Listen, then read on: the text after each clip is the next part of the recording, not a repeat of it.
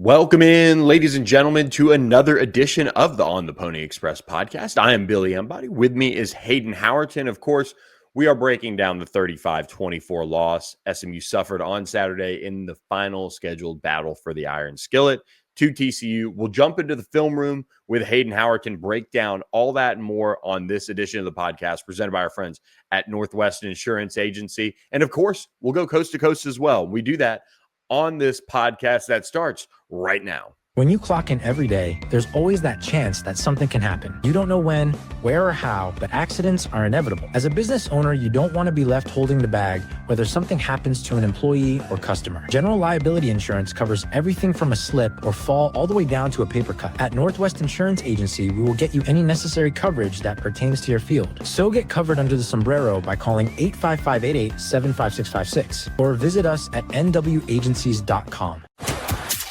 This is the On the Pony Express podcast, part of the On3 network. Check out all the SMU coverage you need at ontheponyexpress.com. Now, here's your host, Billy Embody. 1, 2, 3, let me go.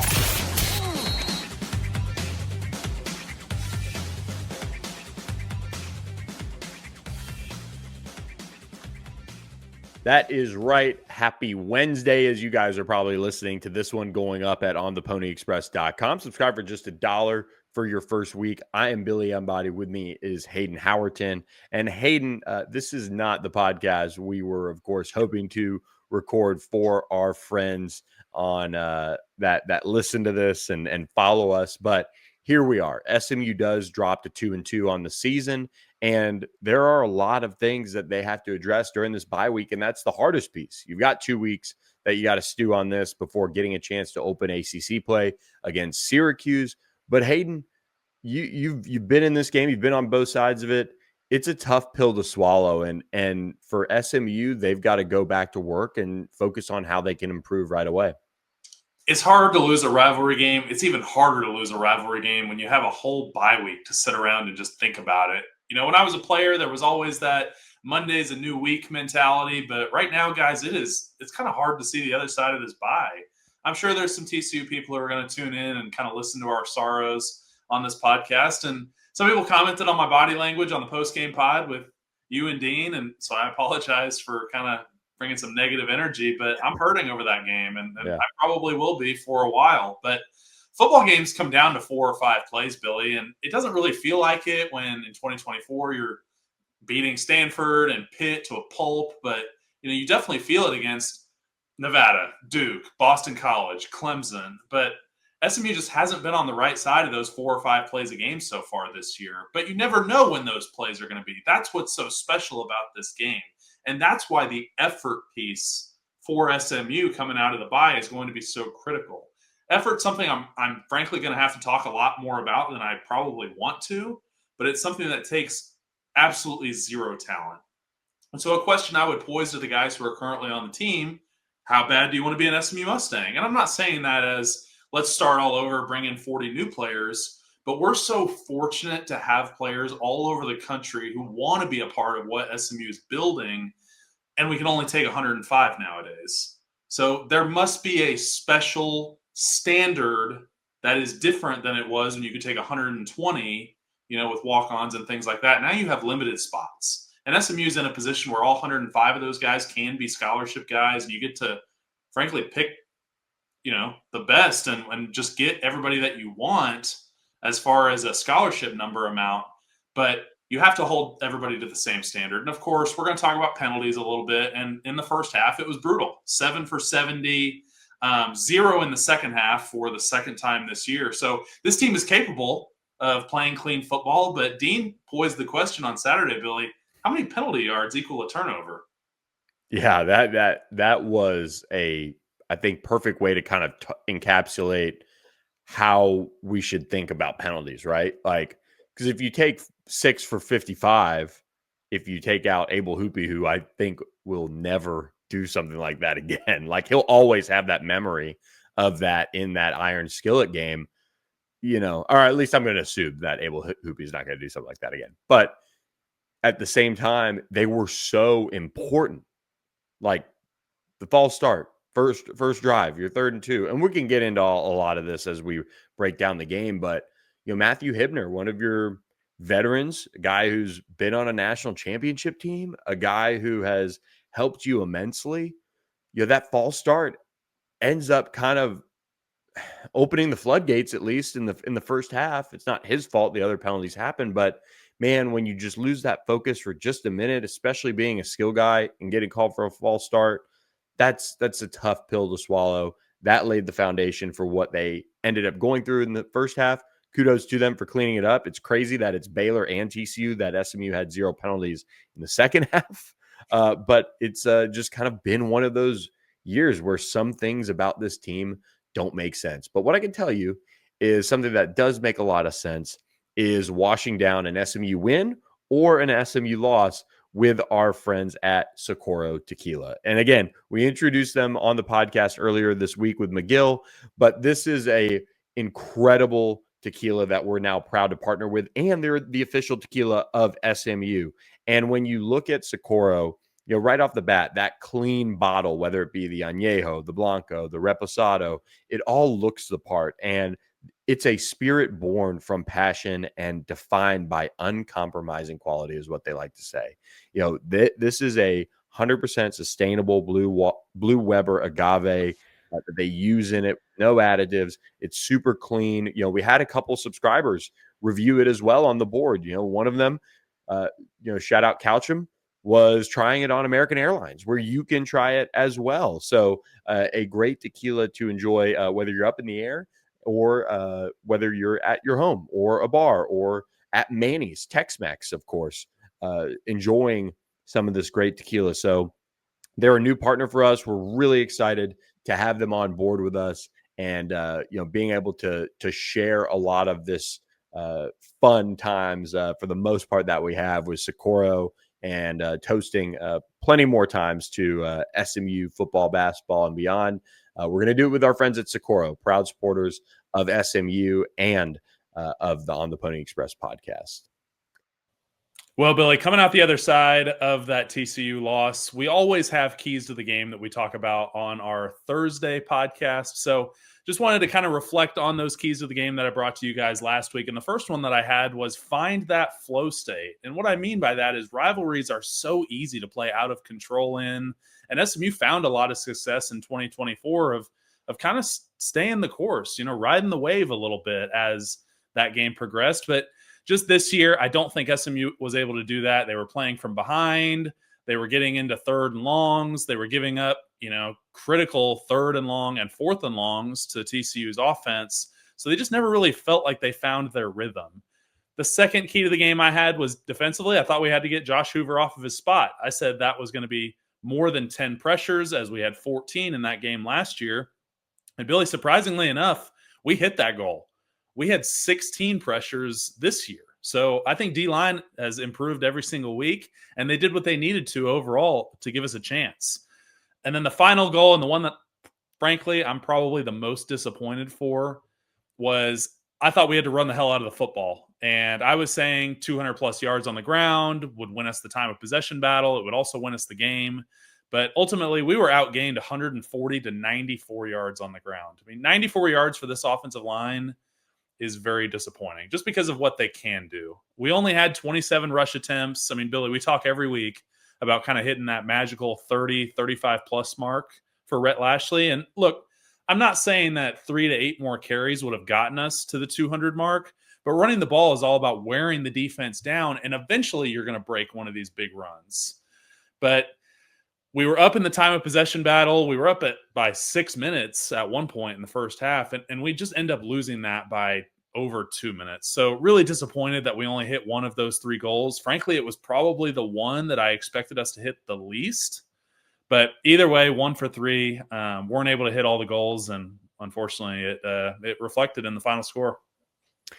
Yeah, I think when I look at the rushing attempts, that's probably the biggest area where SMU has control over. And look, there are nights or days that the run game is not going to be there, and you've probably experienced some of this, where it's just not working. Like you are facing a great front, you're facing a team that's selling out. However, they're stopping an offense from running the football, they're just doing that and they're having success. But to stay with it, through some of the adversity that SMU faced on the ground at times. And I asked Rhett Lashley about it in the press conference, and he and I even chatted about it afterwards and just kind of like explaining, hey, this is where I was coming from and this is where they were coming from. And I totally get it. And the play they called on opening play, it was there. I mean, everybody would have been like, wow, what a genius to take a shot and put the game, or fight right back, kind of deal. But I just think the thing that SMU, and maybe for this team, it's going to be something that they have to do and they have to kind of be cognizant about, is when things are there for the taking, sometimes it's okay to say, you know what, hey, we got to get at least 45 seconds off the clock here. And we got to do that for our defense, or hey, let's stick to the run. We're falling a little behind on where maybe we want to be running the football. I thought the balance was good overall, but the hitting that marker just seems like it is a piece of the keys to success for SMU. And so that's where I'm probably most disappointed in the offense. I thought Kevin played great. I thought, and we'll talk a little bit more about it, but it's just one of those things where you have control over that, like that number, that magic number. You had TCU, they had just fired back and scored, like kudos to them making a play, but you kind of have them at that point. I felt like offensively a little bit on their heels. Just say, hey, I see this. I know it's there, but we got to run the football here on first down. And let's see if we get, 5-6, and then maybe we can take a shot, or then we double down, then we keep going. So it's a hard line to walk as a play caller. And I don't think it makes him he drew up a great play, or found a great weakness in the TCU defense where Melo's running right by him and somebody blows the protection and there it is. You don't end up hitting it. So it's kind of been a popular take lately as well, where I've heard this multiple times now, where people say, oh, well, a great run game opens up the pass game. And people are starting to kind of figure out that a great pass game actually opens up the run game, because of when you get the safeties kind of more playing on their heels, you're able to hit these more 7-8 yard runs, and you're just able to be more balanced. I mean, look, we're very fortunate to have Kevin Jennings, and I think there will be some games later this year where, okay, Kevin's just going to have to go win this game with his arm. And we're going to show it in the film room. I mean, some of these throws that he made on Saturday were ridiculous. So, yeah. I mean, almost disgusting. Yeah. I mean, he is a special arm talent out there. But when this offense is capable of being balanced enough to keep defensive coordinators guessing, I think that's where we just need to continue to stick to the plan. And Rhett Lashley has shown it. Again, we talk about this every week until we're blue in the face. His best performances are when he keeps that balance. I don't think we've seen a Rhett Lashley game where he's ran 60 times. Yeah. We've seen them where we've passed 60 times. You get down early and it's just they start shutting down the run. But kind of just that sweet spot keeps you balanced. Yep, completely agree. And speaking of balance, is the perfect time to balance out the trip of a lifetime with also the issues that come with travel. And so who could solve that? Our friends at StatusJet. StatusJet.com. Reach out to them today and plan out your trip to Clemson or your trip to Boston. You and I were just talking about it, Hayden. We're going to have a little meet and greet and a good time on Friday night in Boston. We're going to get that on the books formally here in the coming days. And, week and a half or so, we hope. Make sure you're there and make it a big trip. I mean, flying that type of a distance with travel delays and security and this and that, let StatusJet take care of it for you. Get a crew together, go in on it. You don't need a big line of credit. You don't need this big membership fee. StatusJet will just give you a discount on a round trip flight for being friends of On the Pony Express when you book through them. So reach out to StatusJet today and start planning your trip with them. Hayden, as we jump into the grades, whenever you lose, it's always a tough situation to kind of go to the grade book because, there's a position here or there that's probably a little bit better than people think, but there's also the reality that you, quote unquote, failed in your ultimate goal, which was to win the game. So what say you on the offensive side of the ball? in this game, because the final point total falling short of really what it felt like that group was kind of accomplishing. Yeah, I mean, I think you said it best. I just become a really hard grader on Yeah. the other side of a loss. Yeah. If this was a 24-21 win, where we don't give up those 2 broken tackle touchdowns, I'm probably a little easier on both sides of the ball. But offensively, I gave him a C- just because, you fall well short of that 30-point mark that Rhett Lashley's been so famous for hitting. I mean, this is one of only a handful of times that I think we've been held below that mark. But we knew we would have to take advantage of every opportunity offensively against a really talented TCU offense.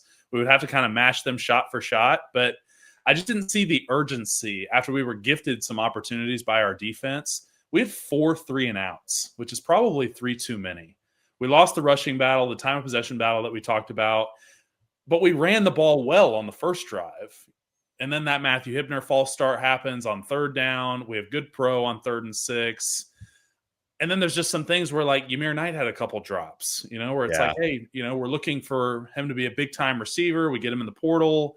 You just have to come down with some balls like that. But there were 3 drop passes in the first 11 minutes of the game. And that's kind of when I'm talking about getting into your rhythm, finding your flow state. Things like that just get you off track. The most impressive thing to me, KJ was there to win. I mean, he made those big-time throws that we talked about. It looked like the offense, might have to carry the defense just depending on, the games in the year. But you get into these 1st and 20s, and that led to 3rd and longs. But you just can't live in 3rd and 8+, Billy. I mean, it's too hard. You become predictable. D-line has their ears pinned back, and on one of those 3rd and longs, we're backed up in our own territory. You give up a sack, and KJ lays on the turf for 2 minutes, where I think every SMU fan was like, we're about to get boat raced. Yeah. It was bad, went to worse, but he battled back, man. He came right back in, and the very next drive, he led a touchdown. I mean, that is the kind of leader we have on our offense. So all of that being said, I think the offense played okay. It definitely wasn't the standard, but then you respond with that Jordan Hudson touchdown, where that was probably the most alive I had felt since, frankly, Sonny getting kicked out last year. We're in the press box, and I'm trying to contain my excitement, but it felt like SMU was getting ready to shift into another gear and just absolutely take over this ball game. But Billy, what are your impressions of this offense? Yeah, it felt like a game that, we go back to it. I mean, penalties. I mean, that's really just kind of what stands out to me. And obviously all of those were in the first half. But that's what held back this team from having, quite the day. I feel like. I mean, I think they were, they open up with a nice 6-yard carry or whatever to get things going on that opening drive. They get into 3rd and 2, and then you're at the point where, you get the false start, and then you're passing for it or whatever, and it's just this offense has experienced so much 1 step forward, 2 step back type of play this year that I just don't really know how they fix that, like formally, because they've just had so many opportunities to, I don't know, like get the kick in the rear that they need or what have you to not have that. And, they roll out Andrew Chamblee as a starting left tackle. They make a change from Savion Byrd, and he got flagged for a hold that was probably unnecessary. I mean, I was pretty sure it was unnecessary. And that those just still continue to bite SMU in the rear. And then it puts Kevin in bad situations trying to play catch up behind the sticks. I think you nailed it perfectly. SMU was their average 3rd down distance it felt like forever the entire game. And you finish 4 of 13 on 3rd downs. That's not where you need to be at all. That's, they were 3rd and longs. They had 3 of those. They had 1 3rd and short, which is 1 to 4. So that's not even like 1 to 2 yards. It's 1 to 4 They had 3 third downs of 9 or more yards. So they were just in third and medium all day. That it's not a fun situation to be in. The average third down distance to go for SMU is 8.2 yards. Now, of course, TCU was in third and long all day, and I mean they cooked. I mean it was unbelievable watching that, and that's for a different side of the ball. But SMU just I don't know what it is. I thought KJ played at an unbelievable level as far as what situations he was put into. I thought a lot of his throws were in the right spot, and I'm guessing he was probably right on some of them. Like there was a one, over the middle to Ymir. If Ymir stops and sits down where KJ was throwing the ball, you obviously get a first down, you pick it up. It seemed like to me he kept going, which I think would have ran him into a linebacker or a safety or whatever was deep there. So I don't know. I'd have to watch it back again, I guess. But they just seemed like they once again were just kind of a click off in certain situations. But man, if you can't get behind how Kevin battled and played, and he was 80% going into that game, at least that's what Rhett Lashley said, to the ESPN broadcast before the game, even 85%. And for him to battle and get nicked up and not miss a series, and that's hard, especially a guy who's so dynamic. And he still took off and ran. And not only did he run, he welcomed contact trying to get those extra yards. Like I felt like that was a game that did not obviously end up going Kevin's way. He has to press at the end and things like that. But I think that was probably the best game he played from the standpoint of he left everything out on the field. And I'm not saying that to say he hasn't left it out all on the field before, but he gave, I felt like he gave it everything.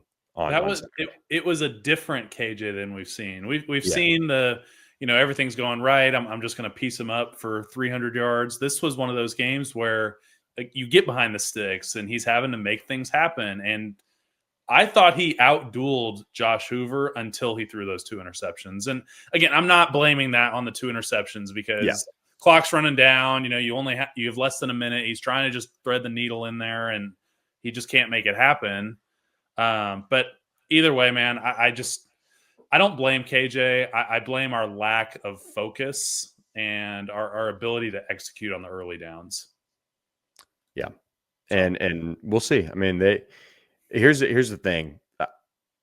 We'll talk a little bit about this. I guess maybe it's good final impressions thing, but I think we've seen SMU has faced 2 of the best, if not the best, quarterbacks on their schedule. And Carson Beck's playing great. Miami's doing their thing, but right now, as far as how well they're playing, those were probably the 2 best guys. And so, whatever this future looks like, if they can get some sort of complementary defensive football, that probably changes just everything for this offense. And that's the biggest question going into conference play for me, is can you get that? But we'll talk about that later. Do want to remind you guys about the Thomas Auto Group, of course.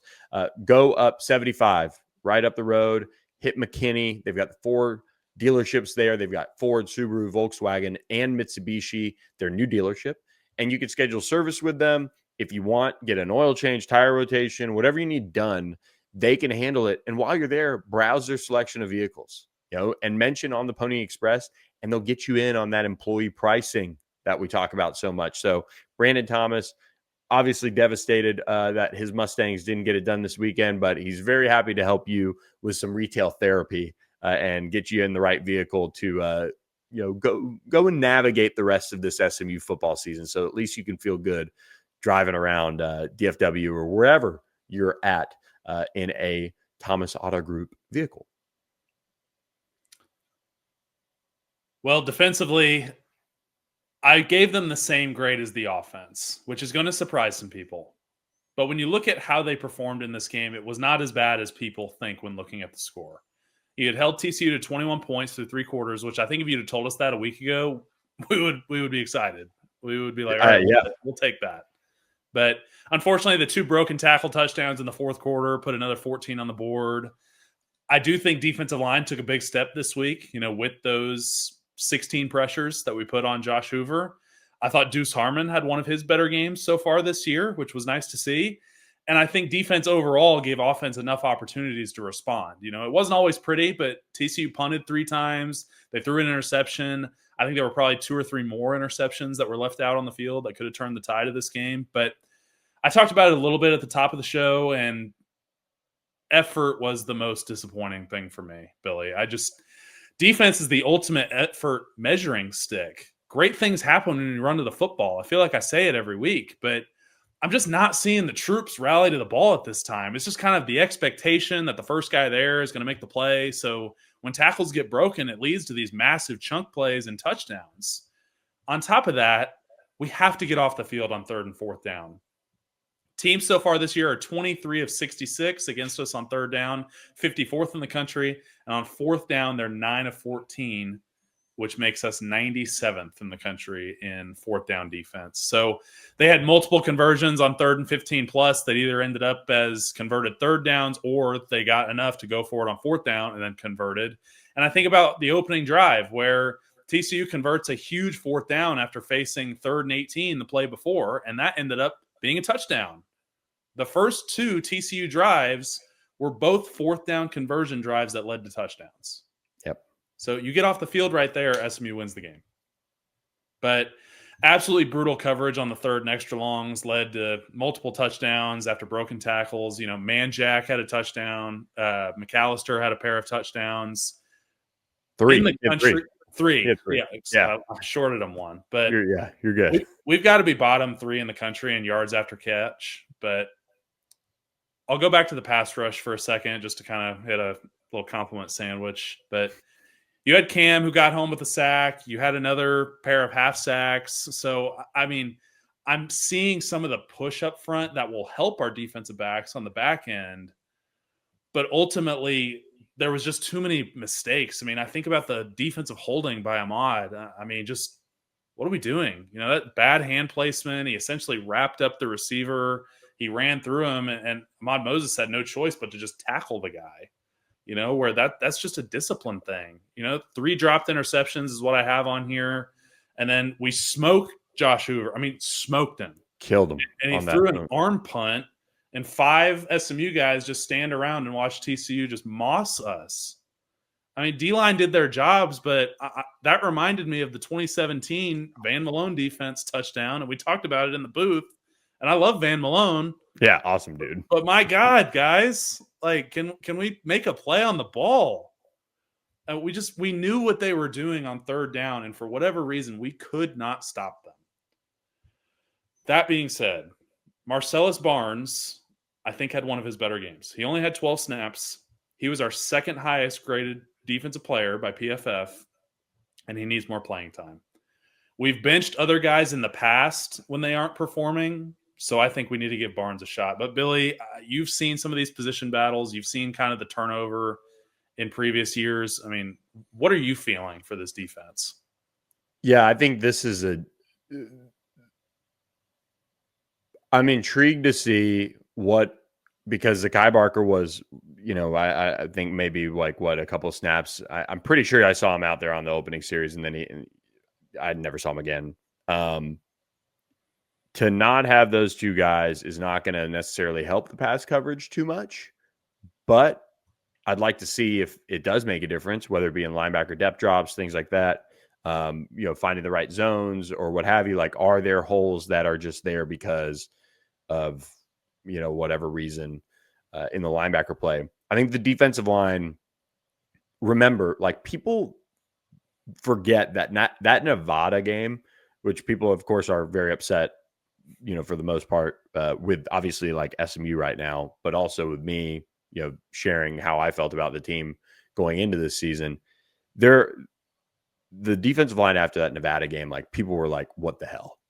And it wasn't that was probably that was the piece that people were pissed the most about. And the offensive line played poorly as well. But people forget about that. It wasn't sunshine and roses. It was BYU, all that stuff. And the defensive line, played well enough for SMU to win. the defensive line was poor against Nevada. And then they end up kind of piecing things together. Jared Harrison Hunt was like not really making an impact early. I mean, there's just so many storylines off last year's defensive line that, yes, they turned into a great defense. I think it's very fair to say they have higher top end talent, which we also said going into this year. But there was a thought from people in the program that at least depth wise across all 4 spots, they were in a better situation. And we've not seen that come together so far this year. But I thought the flashes against TCU, and I would say even against Missouri State, which people are going to be like, whatever, Missouri State, I thought those flashes were encouraging. And we saw that against TCU. Like, the defensive line was getting there. However, they were like, I really feel like they were at least the thing about playing Josh Hoover and Sawyer Robertson too. I mean, these guys have been at it now for 2 or 3 years. Sawyer Robertson's seasoned. He's new, still relatively new to Baylor, but Josh Hoover's been there now 3 years. Playing in the system, he knows where to go with the ball, and that offense just has a lot of kind of safety valves to it. It does, and there are opportunities there. Like, I remember one where the defensive line was getting home, and Hoover just kind of threw it. It was either a comeback route or kind of like a stop route or something along the sideline. It was far end of the field from where we were in the booth, and he just kind of put it back there, and the receiver probably wasn't even looking when he threw it, and it was just right on the money. I think maybe Speedy Nettles. I'm not trying to assign blame or whatever, because he was like there to make a tackle, but it was just so well placed that you were like, wow, okay. So what can you do? You look at the secondary right now, and I'm really interested to see and hear from Scott Simons, Ricky Hunley this week, like what their assessment is of it, because Lamadrick Spencer played 1 snap. What's going on there? You lost Tyron Polley, who I wholeheartedly maintain would be making a solid freshman impact. Like, he would be your 3rd safety. Instead, right now, you move Jaden Milner-Jones back from nickel to free. You have Abdul Muhammad out there playing safety. And he was, I don't know if it was his man or not on the second McAllister touchdown to kind of be there for help or what, but he wasn't able to be there and be the second guy to, get a guy on the ground. And then, you had the first touchdown or the second touchdown of Eric. Even the first, Isaiah Wacobia, that was the hell of a play from Josh Hoover where he's, running. DJ Warner drills him, I think, as he lets it go. And you just kind of get caught watching somebody else make a play. And it's Isaiah Wacobia and Jalen Davis Robinson, 2 veteran players in that area on the first touchdown. And then you don't get him on the ground too. And he runs it in and scores. I don't know what is going on with the secondary. I just don't know. And I think it is at the point where at safety, I don't think you can do anything about it. Like, and Ahmad Moses is playing well. So, we talked about his hold or whatever, but he's playing well. He really is. Isaiah Wacobia, I don't know if something's going on or what, or I just don't. But I am very confident that Ahmad Moses and Isaiah Wacobia give you the best chance to win. Yeah. I don't know what they do at corner. And maybe it's time to just say, hey, Marcellus Barnes, you were promising as a freshman at Syracuse. We obviously weren't here. We know you're hurt. Maybe it's just time to throw him out there and see how it goes. Because it's I don't know. You can't have what happened happen. And there not be, I think, more so consequences for that type of play. Like, Jalen Davis Robinson had a pick. He made an impact.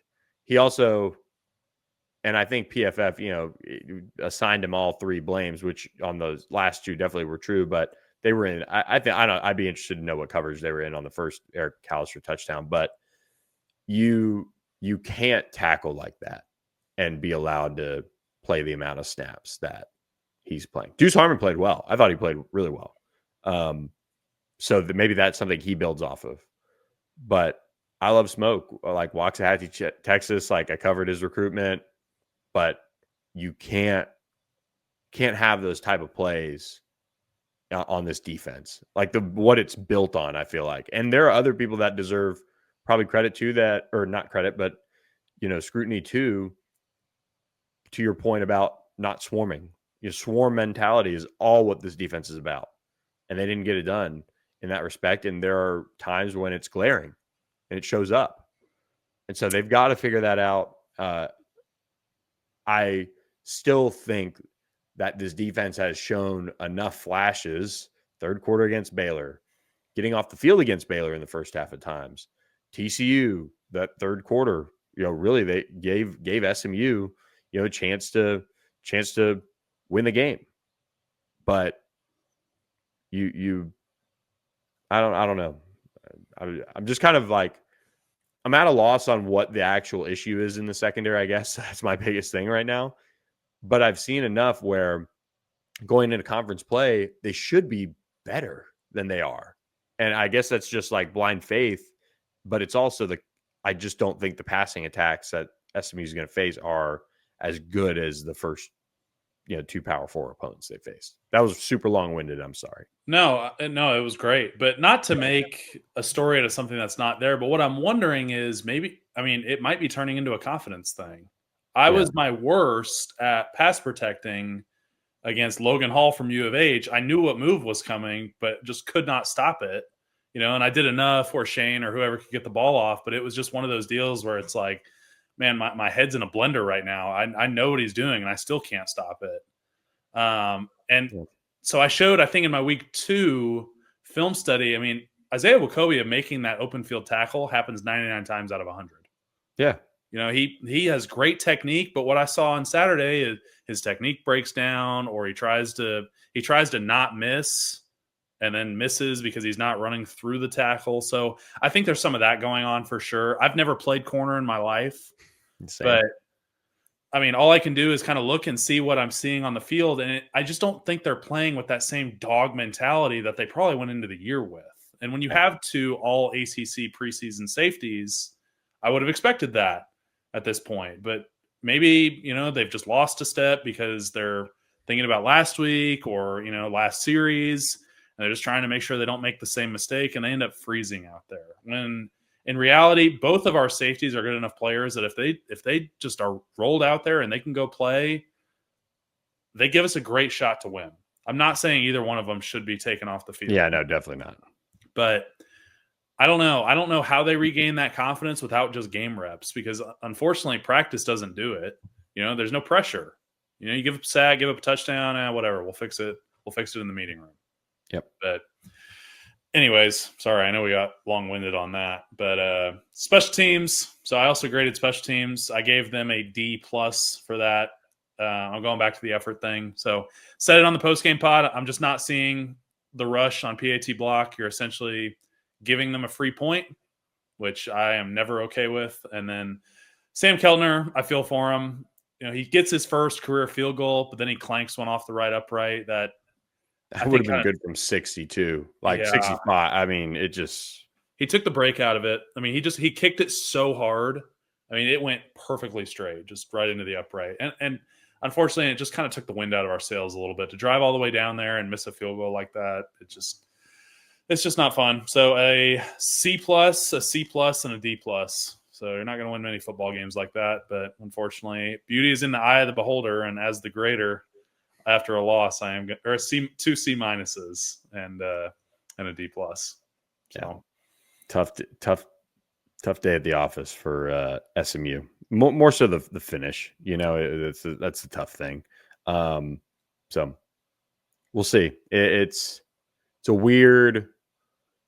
It's a very familiar place to be if you're an SMU fan and you've done this for a while. Like last year is not usually how it goes. That's the reality of it. TCU is usually, SMU went on a little bit of a run here, but usually that TCU game for the most part has gone the way of the Frogs. And then they've played some really, tough power conference opponents and, Maryland, Oklahoma. The story, BYU, the stories are tough. And so familiar place. We'll see how they, kind of circle the wagons here, but they should be confident enough to go out and kind of get right against Syracuse. I mean, that's the thing with this team right now is we're seeing a team that has the ability and the flashes to get ahead and take a lead in the fourth quarter, against both teams. And they've just been unable to finish. And it's really hard to figure out why.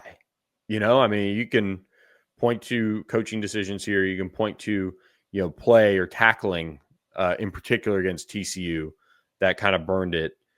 But at the end of the day, this team has to find some swagger to say, okay, we're tired of this.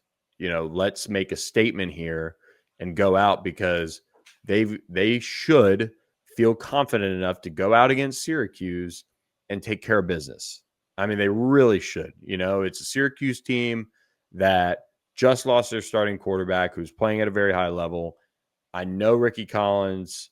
I just am not high on him at all. I wasn't high on him when he was a high school prospect, and he got recruited over post-spring, and Steve Angeli got the job that summer, and so there's something that, Syracuse is seeing that, is the reason why they did that. And, he finished 3 of 8 against Clemson. So it's an opportunity for this team to really get right, play good offensive football.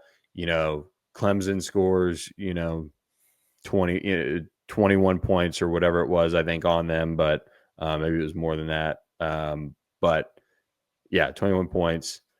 You should feel good about yourself offensively to hit that 30 mark against Syracuse. But that's for next week's pod. And speaking of Syracuse football, they do come to Ford Stadium, not this weekend, but next week. And that October 4th football game is a great time to try out Game Time. GameTime.co, or download the Game Time app and find out why college football tickets are so easy to get from our friends at Game Time. You could find them for great deals on this game. I'm sure you get the zone deals going. That's where you really, really find those sweet deals that they have going on. And the app is so easy to fly around on. But when you're looking at these tickets, know that fees are included. Know your total up front. There's no surprise fees at checkouts.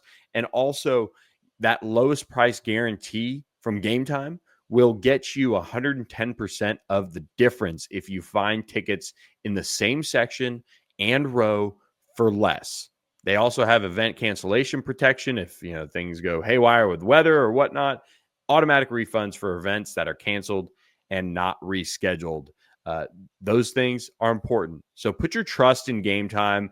Download the Game Time app, create an account, and use code ON3 for $20 off your first purchase. Take the guesswork out of buying those tickets with our friends at Game Time. Terms do apply. Create that account, redeem code ON3, ON, the number 3, for $20 off. Swipe, tap, ticket, go. Download the Game Time app today. Now it's time to jump in the film room, Hayden. Thanks again to our friends at Game Time. I actually used Game Time before they started sponsoring this show. So if I used it, I'm telling you, you guys should too. But film room, guys, this week, I am going to be a little more critical, especially there are a couple plays on defense that I am going to talk about. Some of it, they did get us just on scheme. But offensively, guys, I hope what you're going to see in the film room is SMU had every opportunity to win. I think they played well enough on offense. I think they showed enough flashes on defense. But unfortunately, those 4 or 5 plays a game is kind of what it boils down to. But I do have some positives on here. I don't want this whole episode to just be pessimistic. So I do have some pretty good plays that SMU can build off of and hopefully run again with even more success later on in the year. But thanks again to our friends at SMU for allowing me to bring this to you guys. And without further ado, here's this week's film room. So we knew we were going to need to run the football this game to have success, and I thought we did a really nice job of that early on in the game. So Here, first play of the game, they've got us outnumbered 6-5. So they've got the 5 down, and then they've got another linebacker. Kevin's going to bring more guys in as we kind of do a full formational shift. We bring in the 2 tight ends and the running back to get our numbers back to run the ball. So here on the snap, we're looking at the shell of the defense is really an odd front. If I'm the center, that's how I'm IDing this, with 2 mics right. With this being inside zone, some people call it backside zone, you're going to have the 2 mics in the odd 3-down front that you're going to have to work to. So on the right side, you're going to have a double between 63 and 59 out to 11, and you're going to have a backside combo called an A between the left guard and the center working up to 4. And then Chambly has the B gap, RJ Maryland's climbing, and then Hibner is going to split flow back to kind of let these linebackers rock and roll. On the snap, Chambly's D tackle crosses his face, so he does a good job of just collecting him, and then Hibner is able to kind of make the adjustment. But TJ Harden does a good job staying right up the hash here and finding the seam for a 6-yard gain on first down. First play of the game, I thought we did a really nice job here setting the tone.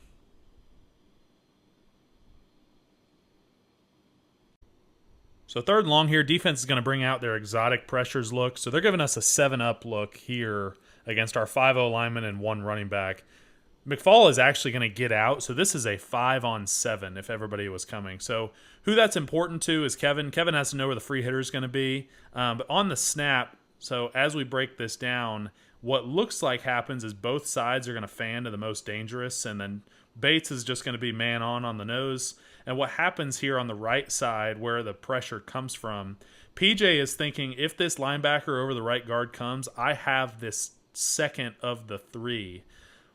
When that linebacker drops over Addison has to communicate that to PJ and get him on a out, you know, or something where there's a lot of emphasis in able to get him out there to this widest rusher. But it doesn't happen. He is the widest. KJ is able to elude him for as long as possible and get off kind of an awkward throw, but he puts it right on the money, and we're able to convert here on 3rd down.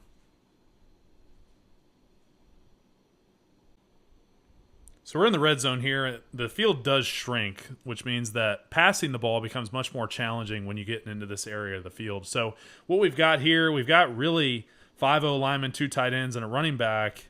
But the only people who are staying in here on the protection are the running back and the original 5-0 lineman. Both tight ends are getting out here. So this turns into a really full 5-man slide with the backside tackle being locked on to that D end. And then TJ Harden gets on the widest rusher coming to the left side. I would like to see him keep his base a little bit. You see right here how his feet get kind of crossed up. He's not able to have a strong base, which leads to him kind of just torquing this guy. Could have ended up calling a penalty. I'm not saying his hands are in a bad spot, but just when officials see just a glimpse of that, could have been called. But either way, Kevin does a good job kind of working the bag drill, evading the rush for as long as possible, and then come on, man. Are you kidding me? I mean, look at this throw. Sidearm, just kind of flips it. I mean, you would have never thought this would be completed, and he puts it right where only Matthew Hibner can get to it. I mean, that D end is 6'4", covering Matthew Hibner, and he's fully stretched out and just puts it in a perfect spot for Matthew to get 6 there. So great job coming out of the red zone, getting 6 points in that situation. Definitely kept us in the game.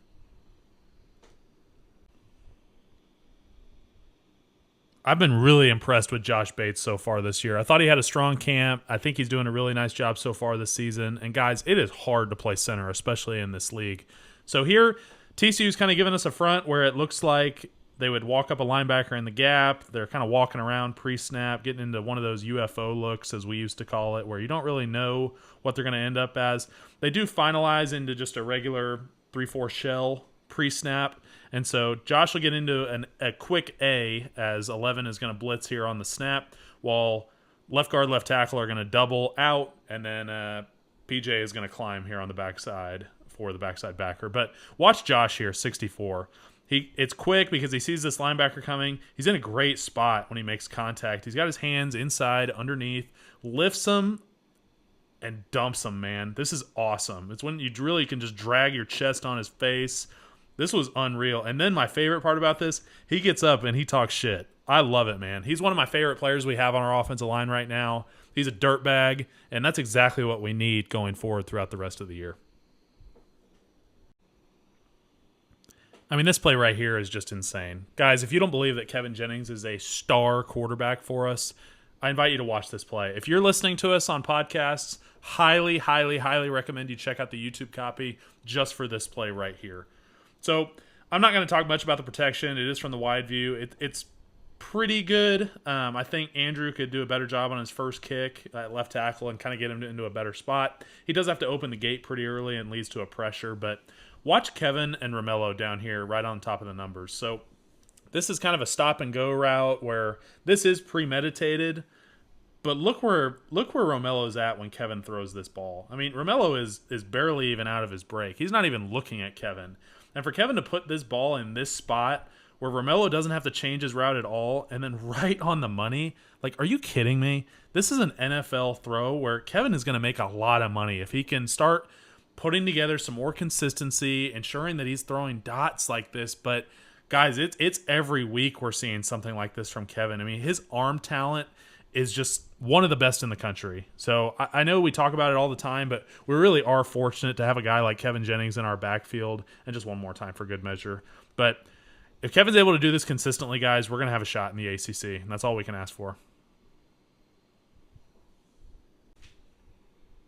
All right, got to get the defense involved here. So got a few defensive clips here, a couple of bad ones, a couple good ones, and we'll see what we can build off of. But 4th and 5 here for TCU. This is on their opening drive. And in 4th and 5, man, you have to be thinking quarterback draw, especially when you get an empty backfield. You know, I'm not sure if the D-line was thinking it. I mean, you see Cam Robinson kind of get that arm over swim, leaves the backside A-gap open, and Josh Hoover is not thinking pass at all in this. I mean, look how low he's carrying the ball. He takes off essentially immediately for a pretty easy first down. Just could have been something that maybe if we were aware of it, maybe Cam doesn't cross this gap here and we're a little more gap sound. But anyway, led to a first down for TCU and ultimately 7 points on the board.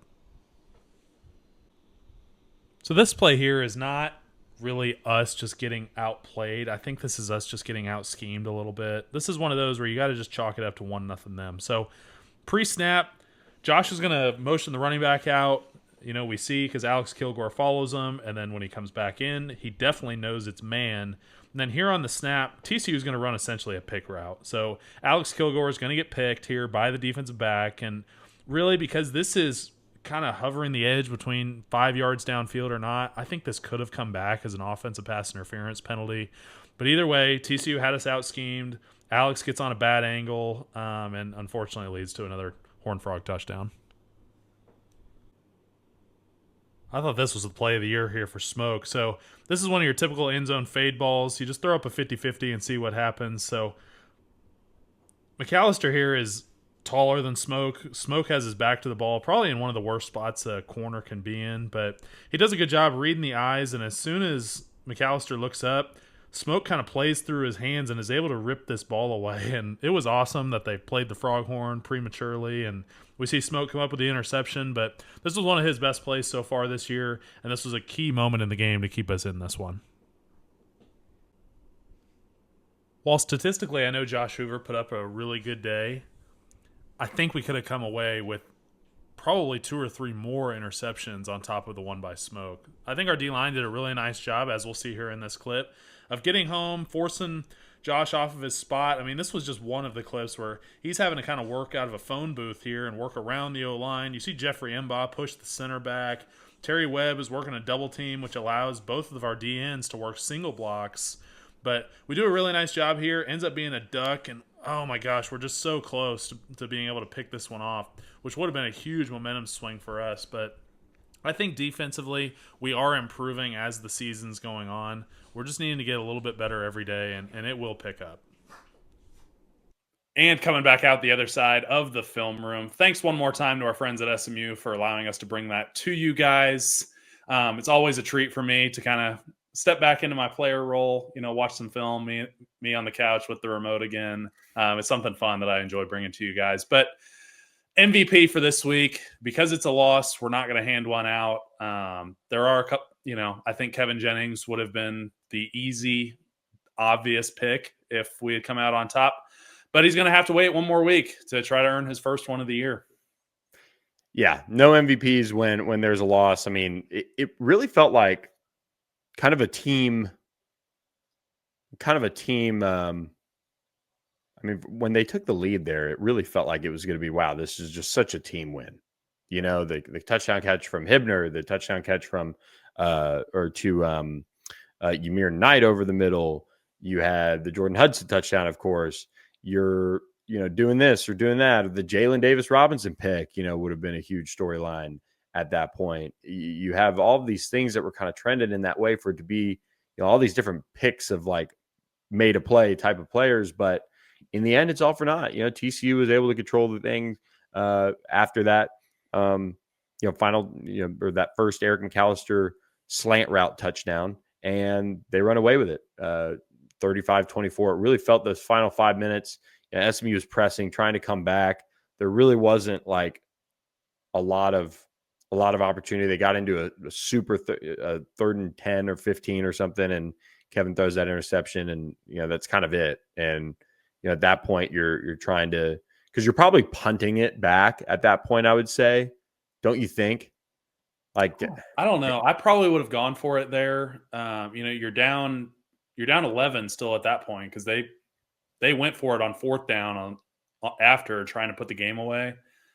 I probably would have gone for it, but I think Lashley would have as well, because he went for it on 4th down early when they were down 11. They converted. So I don't know. I mean, if he doesn't throw that interception, we're playing the if game. Sure. But like you're down 11 with TCU ends up getting the ball back with 4:10 to go. You got all 3 timeouts, I believe. I mean, you're at, like, if that, let's say he throws that ball away, you're at the SMU 37. I mean, it brings up a 4th and 16 is what it would have been. Okay, yeah, then no, I'm punting that. Yeah. I mean, it's tough. It's Yeah. tough. I think they had a blown protection off that right side or something. TCU got home on that early in that drive. Anyway, so you're tossing it up, you're trying to make a play, whatever. At that point, I mean, just coming from a quarterback, you got to do that. You can't take a sack there, and then you can't like throw it away and say, oh, I don't know. I mean, not to bring us all the way back to offense, I thought Kevin did a better job of being smarter with throwing it away early in the game. Yep. Kind of making those more mature decisions that we were waiting to see earlier this year. So that was encouraging for sure. Yep. All right. Speaking of encouraging, we encourage you to go to Manny's Tex-Mex on October 1st, kick off their month of the Komen Rita. All of that going to supporting the Susan G. Komen Breast Cancer Foundation. And we really hope that you guys can get over to Manny's and support them as they, launch this month-long fundraiser of, these Komen Ritas that are going to be giving $1 from each Komen Rita toward the Susan G. Komen Breast Cancer Foundation all October long. Wear your pink. We'll be there on October 1st at the Lakewood location off Mockingbird for lunch. We'll go hang out, come visit, have a Komen Rita, and then we're going to do happy hour at the Plano location off of Coit and Campbell. Komen Ritas on October 1st are $3 off all day. So quite the deal. And then $1 of that goes to the Susan G. Komen Breast Cancer Foundation. So really, really good cause. Make sure you check that out. But make sure when you order your food, you say queso and get 10% off your order with our friends at Manny's. So 4 locations across DFW starting October 1st. Please support them with the Komen Rita that they're doing there as well. So shall we? Coast to coast? Let's do it. So one of my favorite parts of each week. Week 4 behind us in the books. Billy, Miami is on a roll, man. They stay undefeated at 4-0 after a 26-7 home win over the Florida Gators. I mean, Miami has a serious shot of being the number 1 team in the country going into our matchup on November 1st. They're all the way up to number 2 right now. I'd have to check Ohio State's schedule to look at, see what they've got ahead of them. But Miami is on a bye this week. They head to Tallahassee for what should be a top 10 matchup against Florida State the week after. And then on the other hand, Florida Gators, they are getting closer by the day to firing Billy Napier every day after a 1-3 start to the year. So sucks for him. He's not the first coach to get fired if that does end up happening. That was last week. But we do have another one on the coaching carousel. Oklahoma State falls to Tulsa 19-12 in Stillwater for the first time since 1951. OK State's the worst team in the Power Four at this point. I mean, that is a program that is lost right now. And they played for a Big 12 championship back in 21, but they've lost the last 12 games going back against FBS opponents going back to last year. And Cowboys today on Tuesday, when we're recording this, decided they needed a change. And they fired Mike Gundy after 34 years with the program between coaching and playing for him. He finishes his time in Stillwater at 170-90 with 12 bowl wins. Billy, I don't know about you, man. I hate that part of college football now. I think you need to let a legend like Gundy or Gary Patterson finish the season. But now OK State's going to look to Doug Meacham as the interim. Yeah, it's really interesting. I mean, I don't think Gundy wanted to be maybe a lame duck, just kind of coaching things out or whatever. The guy has given 30 plus years to Oklahoma State. If they're like, hey, we're, done, it's clear it's not going to work, like just rip the Band-Aid off. You know what I mean? And I don't think he wanted to probably have that, like, final, like, send off. All right, everybody, thanks, appreciate it. Yes, I'm a man. I'm, at 40, get your jokes in, all of that. But it's, man, watching that game, I actually caught it at the bar we were at. What was it, Friday night? Maybe Thursday, Friday night. I was like, God, that's bad. Because, like, Tulsa is, you could argue as far as like let's just call it like the middle of the road group of five, or like the high end group of five conferences. They got to be the brokest of the broke programs in the American. I feel like, I mean, they don't have any resources. Like, nobody wanted that job. And hey, kudos to him though for getting it done. Big win for Tulsa. That's a school that if SMU had to, only play FBSs, I wouldn't mind playing anymore. Or wouldn't mind them scheduling it, not too far away. They should be able to dominate. I don't know. I hope you're talking in Dallas, because quick story about Tulsa. Yes. Yeah, definitely like by game status. The visiting locker room at Tulsa, and I know you can't judge a program by the visiting locker room. In my locker, I'm sitting like back to back with like exposed insulation and like copper wiring. I'm like, dude, what is this? Like this, it's the worst visiting locker room in the American by far. So, and the stadium is small. It kind of reminded me of that Missouri State stadium we played at just a couple weeks ago. So, definitely one of those programs that it is hard to see in the new era of college football them getting out of where they currently are. Yeah. So, number 9, Illinois hosted number 19, Indiana, in a Big Ten conference opener for each program. And Illinois was flying high, and they were shot down. So they were throttled 63-10 by Kurt Cignetti and the Indiana Hoosiers. I'm more making this about Cignetti than I am about Illinois. Like, right approach there for sure. But wow, I mean, the job that Cignetti has done needs to be studied. Yeah, Indiana was dead in the water when he took over the program, and he brought him to the playoff last year in his first year, and they're a force to be reckoned with. I mean, I see a world where they're in Indianapolis for the Big Ten championship. Yeah, I see the world. I mean, when Fernando Mendoza is playing at such a high level, the Cal transfer, just balling out with me and my boys, right? Wasn't that the quote that he said? Yeah.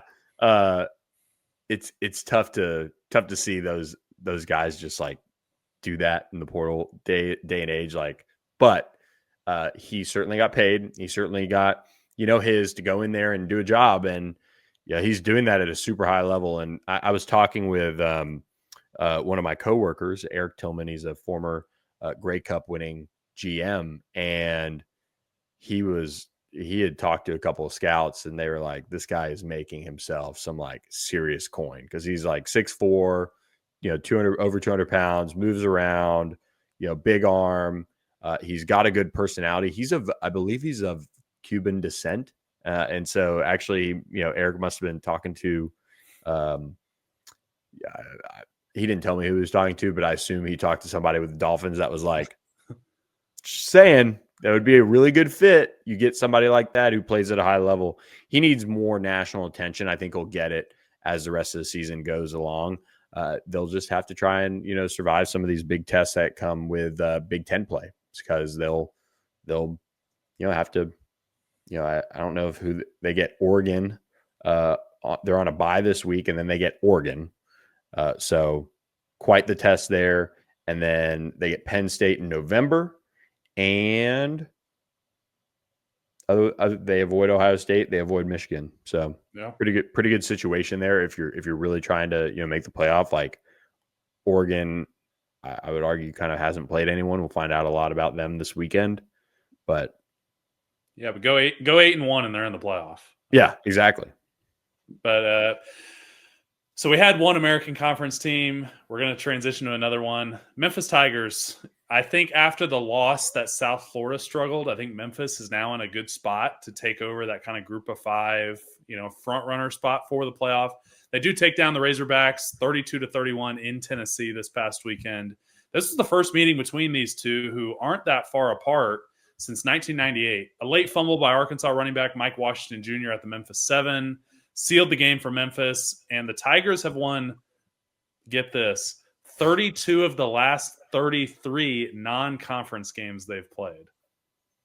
Just on a roll over there. But I think Arkansas potentially looks past Memphis. They do host Notre Dame the following week, and as we know, playing Memphis at the Liberty Bowl is always challenging. I think I'm glad Rhett got that win the last time we went there, because I don't know if we had won there as a member of the American besides that.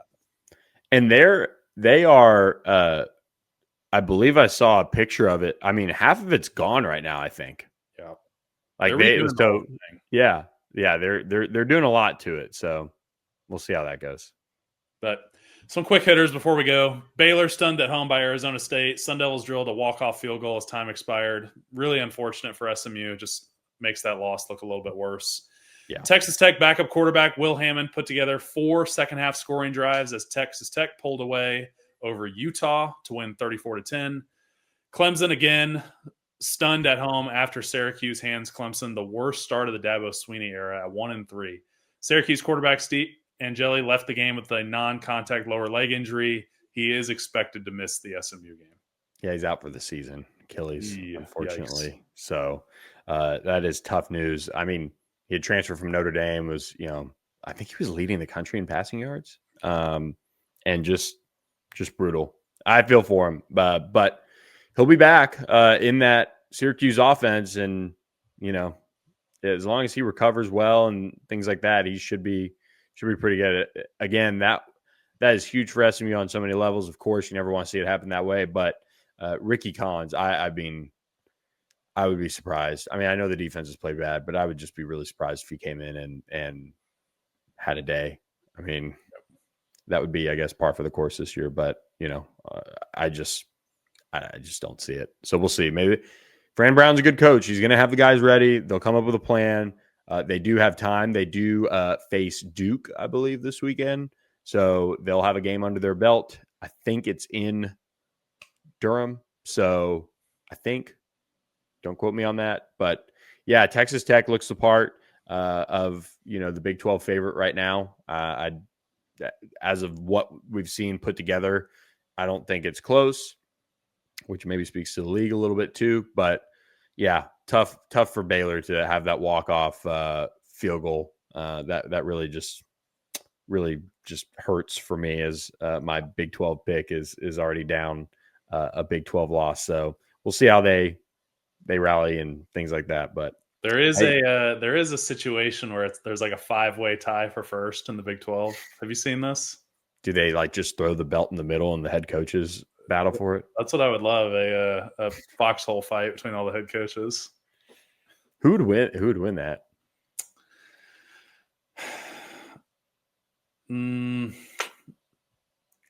Dave Aranda's got that little bit of crazy where I could see Krav Maga or whatever you call it. So, yeah. Joey, I like Joey. I'm a Joey McGuire fan though. So Joey's awesome. Joey's awesome. I'm happy for him. Happy for him because the seat was about to be hot. If they don't win the Big 12, it's going to be hot. If they don't make the Big 12 championship game, it's gonna be hotter. But we'll see. A lot of football left. Yep. A lot of football left. So we shall see. But look, that about wraps things up, Hayden. Appreciate you guys listening in on this bye week edition of the podcast. A lot of breakdown, a lot of chat around SMU. We'll continue to bring you guys all the latest on the Mustangs at ontheponyexpress.com as well. But for Hayden Howerton, I'm Billy Embody. We appreciate you guys listening. Check in with all of our sponsors, Northwest Insurance Agency, Mark Villasana, 214-352-5656, as well as Socorro Tequila, Thomas Auto Group, and Status Jet, and of course, Manny's Tex-Mex as well. We appreciate them and Game Time getting you ready with tickets. So for Hayden Howerton, I'm Billy Embody. We will catch you next time on another edition of the On the Pony Express podcast. Thanks for listening. Have a great bye week, everyone. Thanks for listening to the On the Pony Express podcast with Billy Embody. Follow us on your socials on X at SMU_on3 and on Instagram at On3SMU. And keep it locked to ontheponyexpress.com for more coverage.